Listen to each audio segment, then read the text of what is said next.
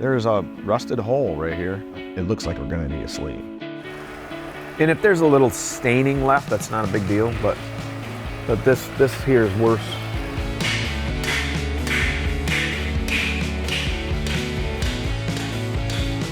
Now, I'm not gonna tell you that I'm not concerned that that hole is so small compared to what it was. Oh yeah. Oh. Got a big hole in the center of that. Son of a. Just a little bit more. Hey, this is Davin with Hagerty at Redline Rebuild. Today I'm working on our 351 Cleveland out of our Pantera. Specifically, we're machining our block and our heads today. As soon as I get my porting done here on these cylinder heads, then we're gonna take the block and the heads over to Thoroughby's, start getting it cleaned up. So basically go through the bake and tumble process, get them nice and clean. Then Mike's going to inspect our block, specifically for cracks, because based on the fact that it's been sitting and had water in it this and that, we wanna make sure we don't have any issues with cracks. Same thing on the cylinder heads. Then we're gonna go through and bore the block and see if we're gonna need a sleeve, because you know, it looks like we're gonna need a sleeve.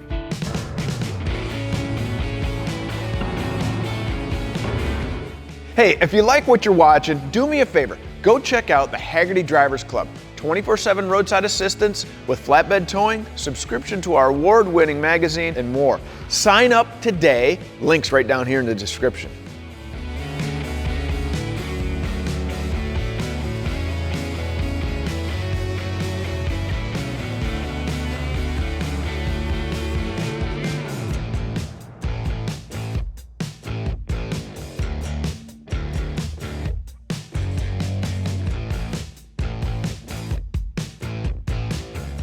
Well, here's our cylinder heads and our block all cleaned up. The concerns I have with the cylinder heads are the growth that we saw inside the intake runners.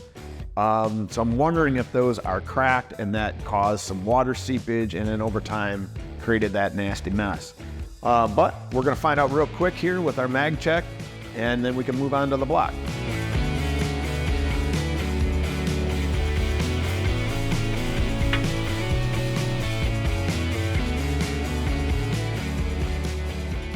Okay, our mag check is all done, and on the cylinder heads, we went one step further and air checked them as well, just to be safe.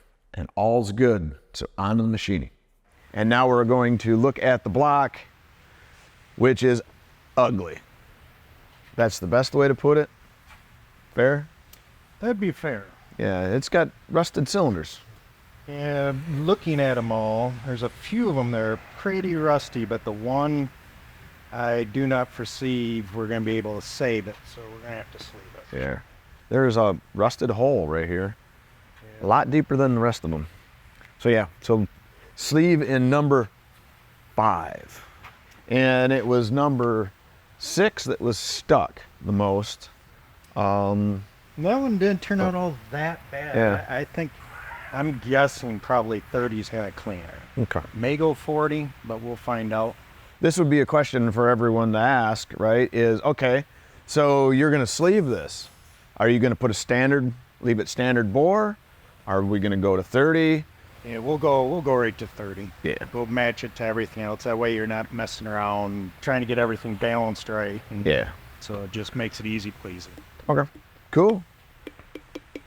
And you know, of course, if you got more power coming out of one side, the car will lean. It'll always steer one way to the left, right? First things first. Get deck just to get squared up a little bit and just enough to clean it. Then we'll come it over, sleeve it, cut that back off, punch the rest of the holes and put it back in there, and then do the final deck after we get it. But that way, any tip in the deck or anything, everything's going in straight. Yep, okay. So is that what these numbers are? I see you got some numbers on it already. Correct. And that's kind of how much the deck is actually tipped, 32 to 38. Oh, file, yeah. Yeah, okay. Numbers-wise, if you notice, it's tipped like this. Yep, and right at factory, it's pretty common for this to be over there and that to be over here. And I haven't seen the process how Ford does it. It's almost like they twist it. When they spin it around to do the other side, and it copies what they have done on the one side. It seems like they would have rolled it, so, yeah, process-wise, right? You would think.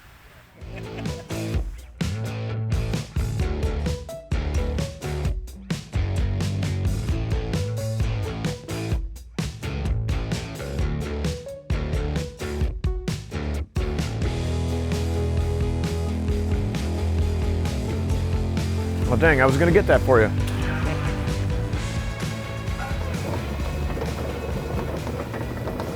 All right, so from a decking standpoint, both decks are done. This one is finished.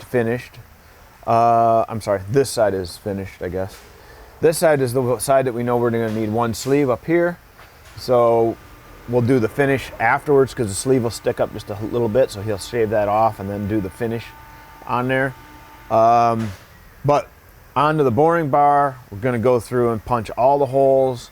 Start over here, punch all the holes 30 over. Knowing that we have one that we're gonna go further, but that way we can see as we go at well, like make sure we don't have another hole that we need to sleeve. So that's the process.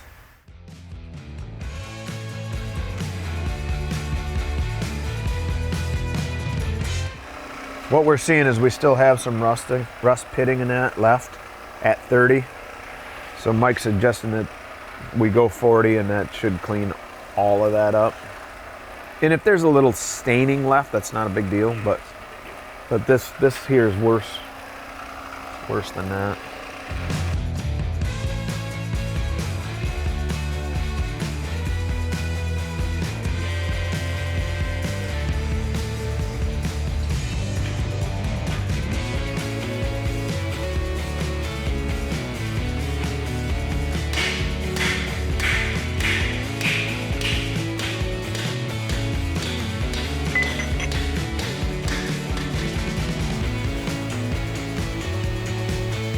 All right, so it looks like we only need one, so that's a good sign.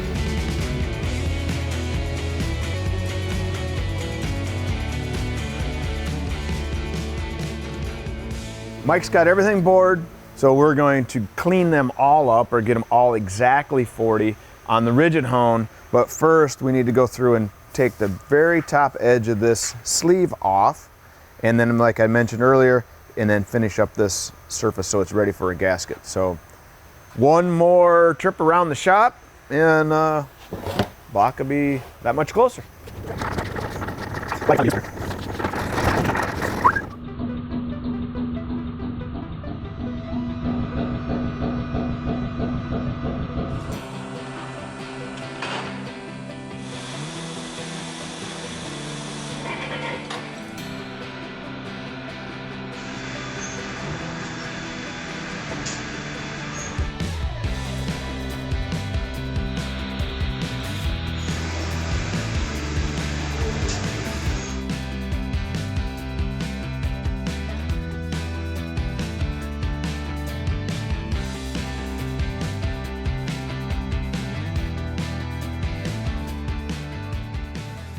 All right, so our block is completely ready with the exception of we're gonna do the line honing process. So what that amounts to is I'm switching over to ARP bolts, and that takes a little more clamp load. So what's gonna happen is that main cap, instead of being nice and round, imagine that this is round, we're gonna clamp it more and it's gonna do this. Well, that's not gonna make bearing clearances very happy. So when it's clamped like this, Mike's gonna run a hone through it and make it back like that. How in the heck do you get there though, Mike? But what we'll do is, because it is, as you'd say, oval right now, I need to shrink the hole. So what we're gonna do, we'll take all the main caps over to the cap cutter and take and cut them all down to shrink the hole. I like to shrink it by roughly about 3 thousandths, because that will kind of get things cleaned up. So we'll cut them all, we'll put them on, we'll torque them up. I'll get the bore gauge, we'll check it, see where we are, and then trying to get them all adjusted about the same for the line hone. So you ain't got one cap that's really tight and it's loose, and then it's hard on the line hone machine also. It's easier to take out the same amount of material than and one way out. Balanced out when you're trying to line hone it, so you don't end up with one main larger than the other when you're done. Right on. So they all be the same when we get done. Cool.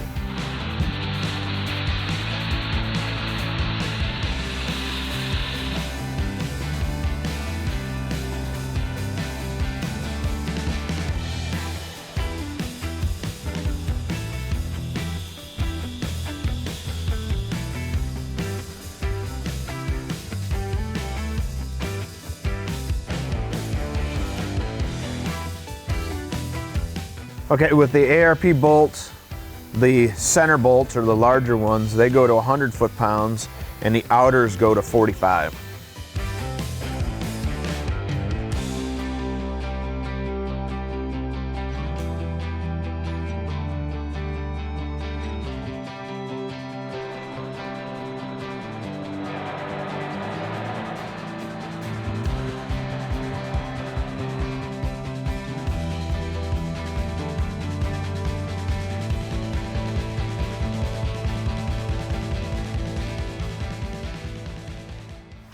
Mikey's got our block 100% done, bore's ready, deck surface is ready, the line hone is done.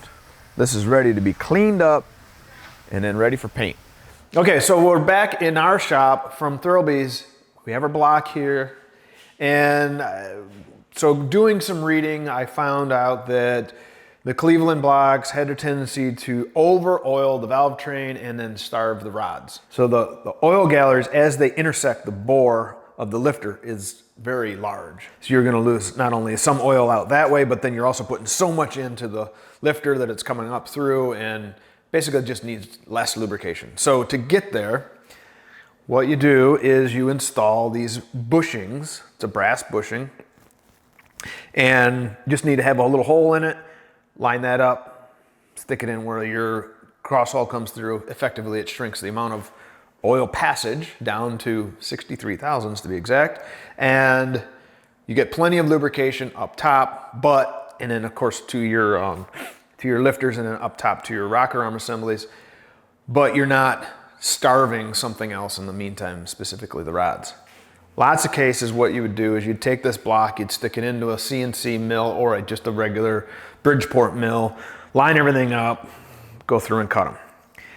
I found Windorf machine supplies a reamer kit that allows you to do it by hand. So use a hand drill here, put it in. It should self-line to the bores as you go. And then you press in your bushing and then go through with a finish reamer and clean that bore up, and voila.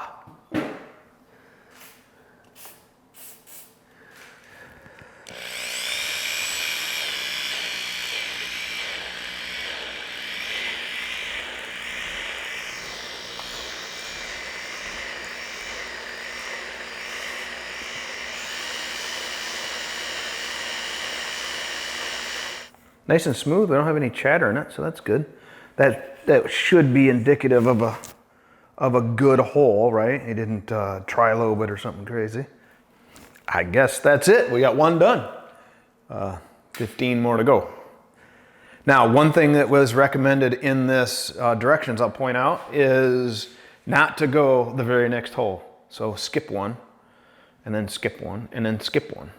And the idea is you don't generate a bunch of heat down here, and you're not having some weird machining problems because of that.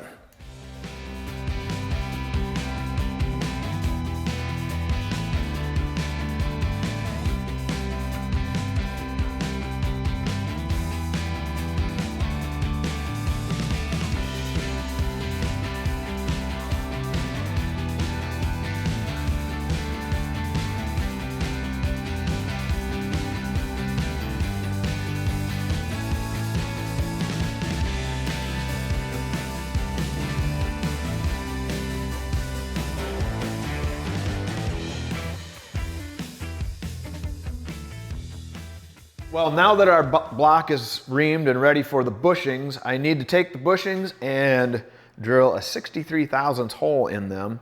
And it actually needs to be 3/4 from one end. In this case, this is 1.5 inches, so it'll be dead center. Now, I've been told that I can do this with a drill bit, just by hand, or I can use a drill press. Since I have a mill at my disposal, I'm gonna use that. So my first thing to do here is to indicate in this V-block where center is. I already have a stop set up.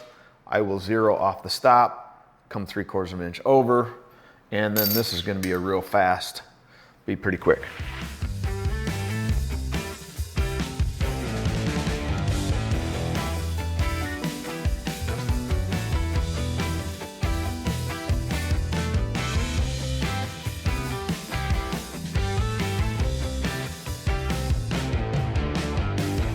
block is clean again, and I'm ready to hammer in these bushings.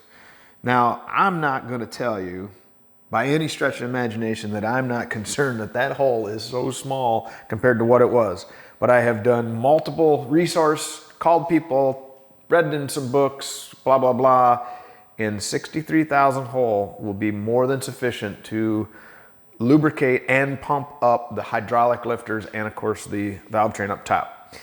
So this process is pretty straightforward. Here's the special tool for this. Basically gonna stick that in there. And I have a mark on here because I'm always gonna see this side, not the other side. The hole needs to be on that side. So this will make sure my own peace of mind that I don't have them spun around, and then just whale them in. And then to finish up that process, it comes also with a finish reamer. So we'll go through and do exactly like we did the first time, but instead this time we're only going to be truing them up by a few thousandths, which is pretty normal for a reamer. It'll be a nice, clean, done job. Of course, we'll have to blow everything out, clean everything up again, but not quite as extraneous as we had to after all the shavings. This will be pretty well kind of a blowout type of deal. So.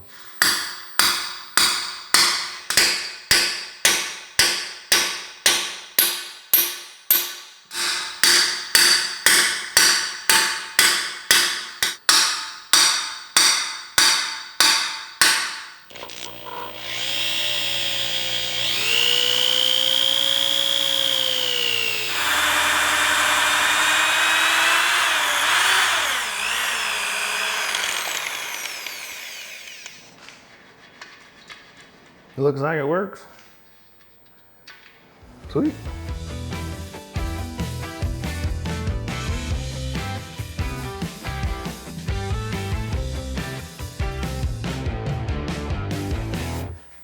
With the lifter bushings reamed out, this step of the process is all done. Moving on to the heads. Before we get to the cylinder heads though, we gotta talk about today's sponsor. Factor, America's #1 ready-to-eat meal delivery service. Factor can help you eat well for breakfast, lunch, and dinner with chef-prepared meals delivered straight to your door. Cross meal prepping off your list this holiday season with Factor. Skip the meal planning, grocery shopping, chopping, prepping, and cleaning up, and get Factor's fresh, never frozen meals delivered to your door. They're ready in just 2 minutes, so all you have to do is heat and enjoy. Factor isn't just for dinner. Count on extra convenience any time of the day with an assortment of 55 plus add-ons to suit various preferences and tastes. Choose from quick breakfast items, lunch to go, grab and go snacks, and ready to drink cold pressed juices, shakes, and smoothies. So do me a favor and yourself a favor and go get some delicious meals. Head to factor75.com or click on the link below and use code Hagerty50 to get 50% off your first Factor box. Now let's get back to work on our cylinder heads. Well, as you can see, we're here with our cylinder heads at Apex Competition Engines, and John is going to give these a thorough go through.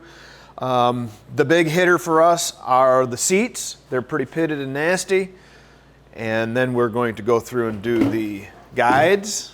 And lastly, we're going to convert this over to a full roller setup as far as the valve train is concerned. To do that, there's some machine work to be done and of course different components. But as you continue along here, you'll see exactly how that's done. What we're going to do first is we're going to put guide liners, because these guides are really nasty and rusty. So we know we got the right clearance between the valve and the guide itself.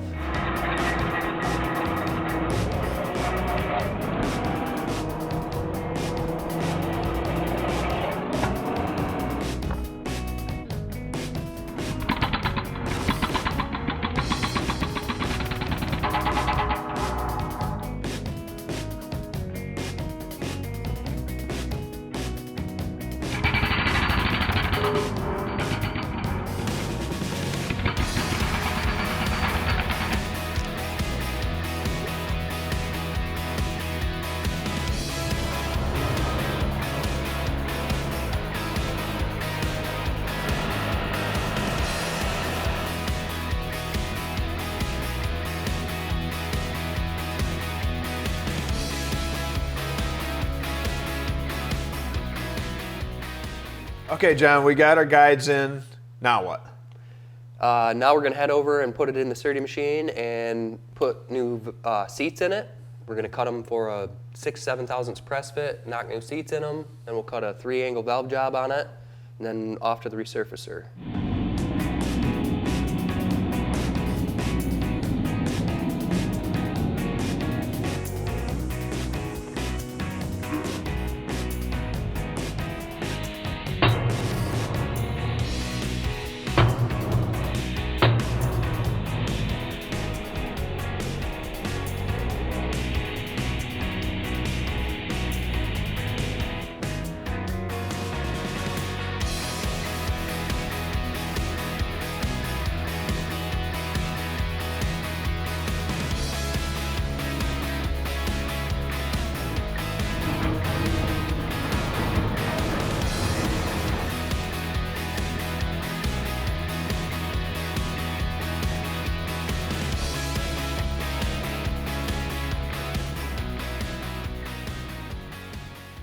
Okay, so now our head, for all intents and purposes, is 100% complete and ready to go on the engine with a fresh valve job and all that. But for our purposes, we're going to change from a non-adjustable rocker setup to an adjustable rocker setup. So what that means is not only am I going to be able to utilize a much better rocker that is a roller tip, but it also gives me the adjustability so I can adjust for all the stack-up dimensions and get the correct preload into the lifters. To do that, I have to take the 5/16 hole, threaded hole, make it a 7/16 threaded hole, and then as you can see also these edges that we're locating the factory rockers, those need to go away. And then at the same token, this surface needs to be dropped down lower to compensate for the height of the pushrod guides and the shoulder on the bolt. You're gonna let me screw it up. Yeah, I'm not certified for cast iron.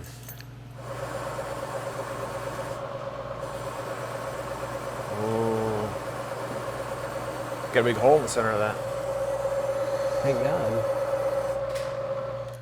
What the trick part is really the tap size or the tap going down far enough, because taps always have a lead-in to them. You can see here on the lead-in tap, you have a shallow. It's angled. So you take a little bit, it helps guide down through the hole, and then a bottoming tap is squared off to where the very bottom thread is full size opposed to smaller. And because we're only going down that 100 or 880 thousandths, we have to make sure we're down all the way with the thread, otherwise the shoulder, the bolt won't bottom out. It'll actually be the bottom of the bolt bottoming out into the thread. And you might ask, why don't you just drill it deeper? Well, there's only so much room to drill it because deeper tends to come into the area down here. Maybe not where we want to be. Not the end of the world, because there's plenty of bolts that get drilled into the intake runners, but if you don't have to, don't. That's what I always say. If you don't have to, don't. If it ain't broke, don't fix it. So here's our test. Here's our guide plate. Here's a bolt. If it goes in and threads down tight, then we got a winner. Son of a. Just a little bit more. Ran our tap a little deeper, cleaned some things up, and voila. She is definitely tight enough now. So now that we have a process down, it'll make the next 15 that much quicker.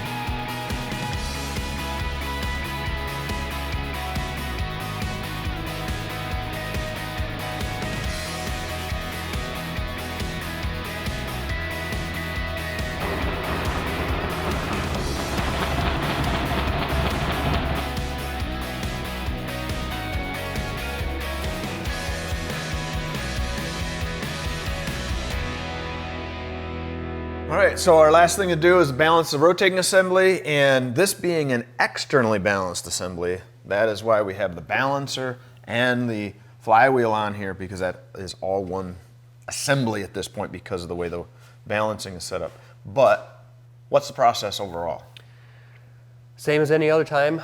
We weigh all the big ends of the rods, all the small ends of the rods, get them all exactly the same. All the pistons exactly the same. We sort the wrist pins out, weigh those all, make sure they're all the same. Same with the rings and the bearings. We do a little math, get a bob weight. We attach these bob weights to the crankshaft. And again, on this one, we have to put the balancer and the flex plate or flywheel on there because they are externally balanced. They have a weight actually on them. And then we spin the crankshaft and drill it accordingly. Perfect. Pretty easy. Yeah, piece of cake. Everybody can do it. Awesome. Good deal. Well, let's see what it looks like when it spins.